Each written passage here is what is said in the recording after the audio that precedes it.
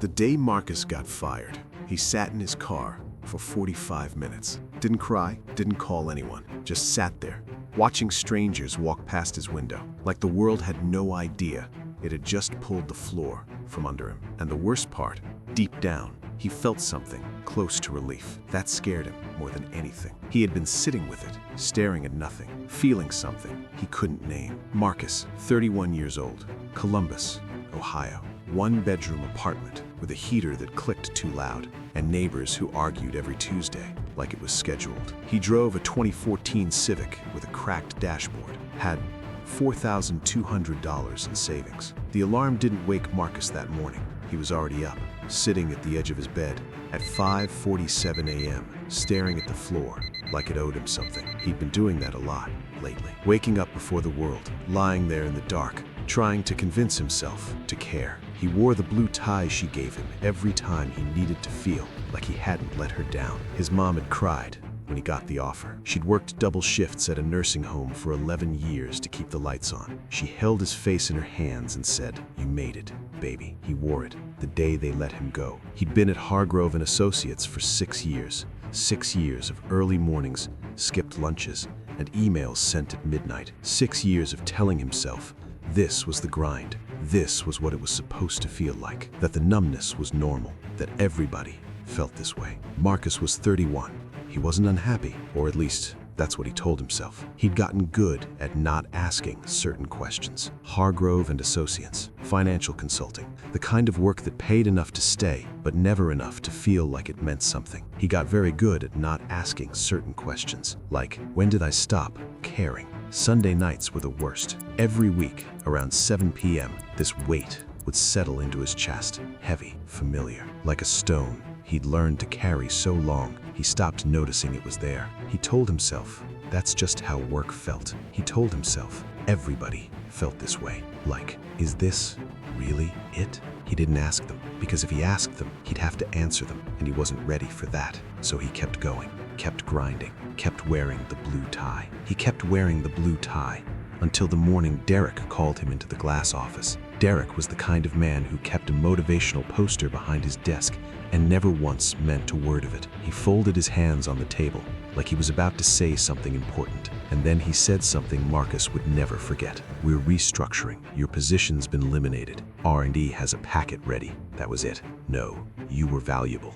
No, we're sorry. Just a packet." He shook his hand, cleared his desk, rode the elevator down 17 floors, and walked out into the cold. He sat in the Civic for 45 minutes, didn't call his mom, couldn't, not yet. She'd sacrificed too much for him to call her with just a loss. He opened his glove compartment without really knowing why. Parking ticket for March, gas station receipt, and underneath everything, a small black notebook he hadn't touched in 3 years. He bought it at a CVS on a bad Tuesday night, stood in the aisle too long, took it home, and wrote one line in the cover. "What would you do if you weren't afraid?" Then closed it, put it in the car, drove to work the next morning like the question was never asked. Now he sat in that parking lot, holding it.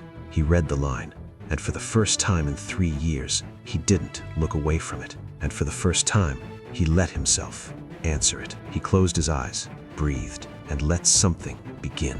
He went home, didn't update his resume, didn't open LinkedIn, didn't perform recovery for anyone. He made coffee, sat at his kitchen table, and he wrote for 2 hours straight. He wrote about the food blog he'd started in 2018 and abandoned after one cruel comment. He wrote about his grandmother, her tiny kitchen, the way she moved in it like she owned the universe, feeding 12 people on a budget that should have fed 4. He had never gotten over watching her do that.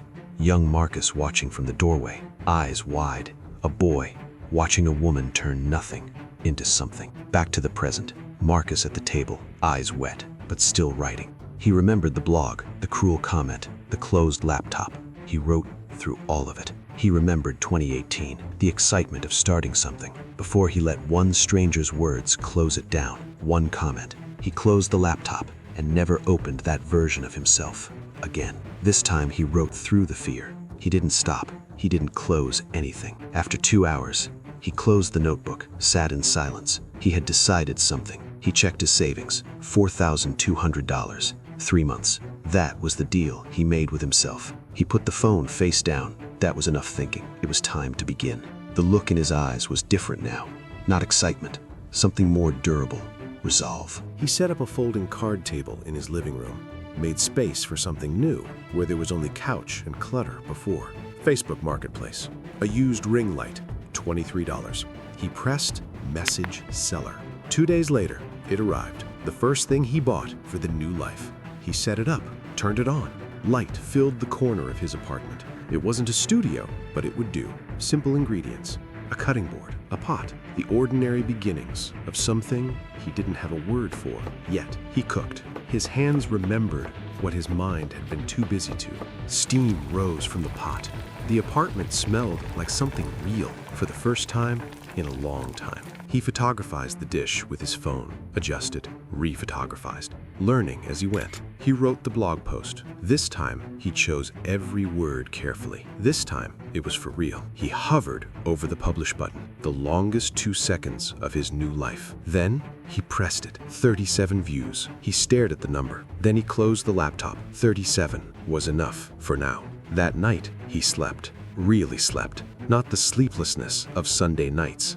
Something different. Month 2, he accepted a DoorDash job to stretch the savings. He rode through the Columbus nights. Cold air, city lights. The notebook always in his jacket pocket. Some nights he'd stop outside a restaurant. Not to deliver, just to watch.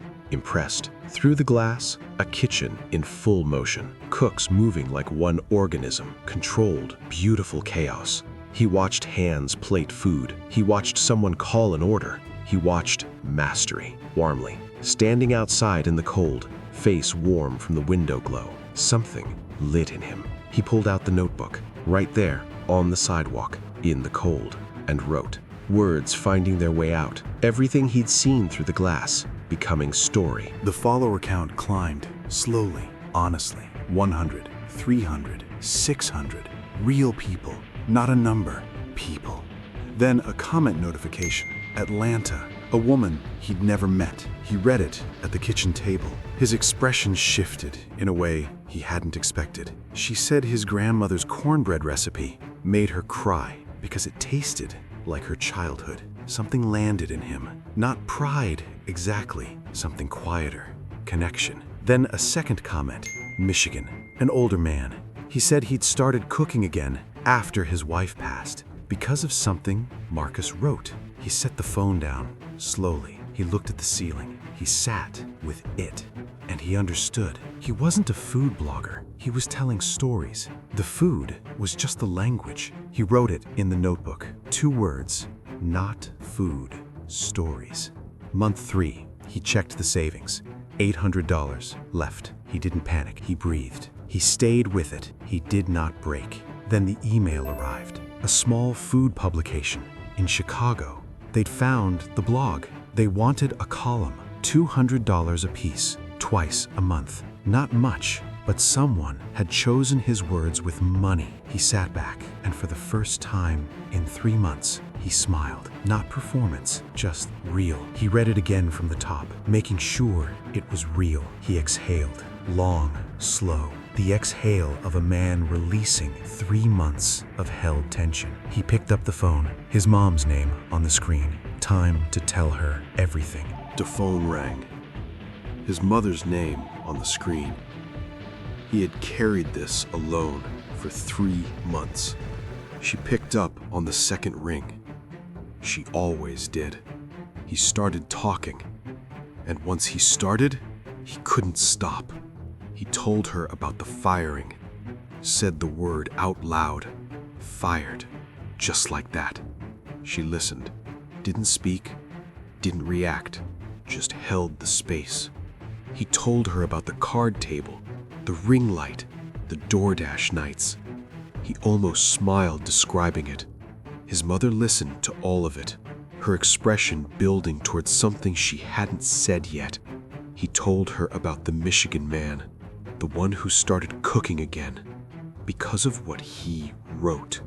His mother's eyes filled, not with worry, with something else entirely. A silence on the call, both of them, neither speaking, neither needing to. Then she smiled, slowly, like she always knew something nobody else could see. Marcus waited, guard completely down.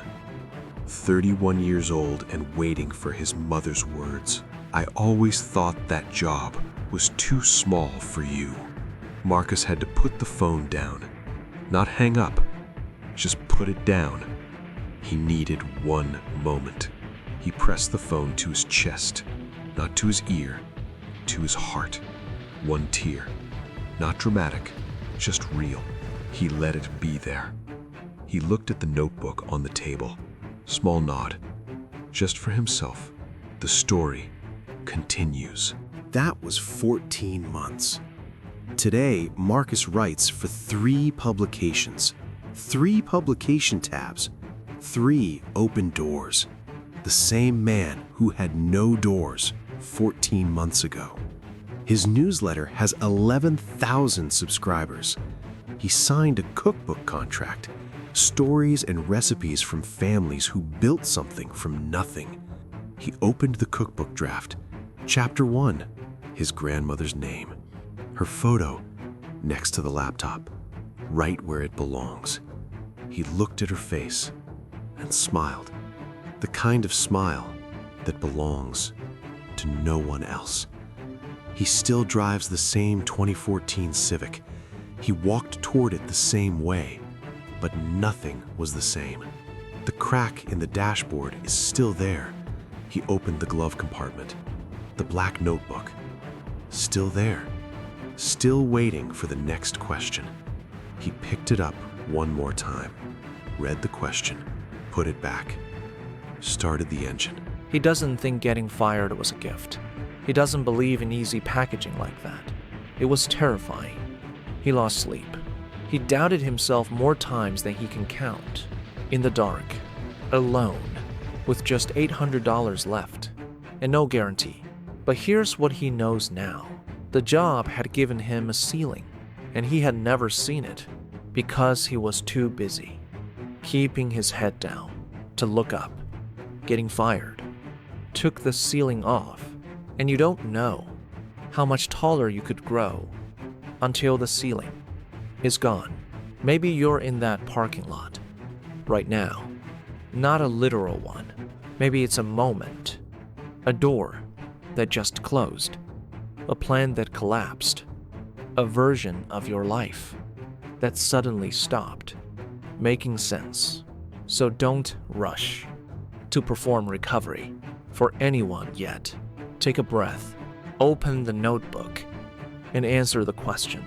One honest question. What would you do if you weren't afraid? If this story touched you, take a moment and like this video. Share it with someone who might be sitting in their own parking lot right now. And subscribe to the channel because there are more stories like this one coming your way. Stories that remind us we're not alone in the moments that change everything.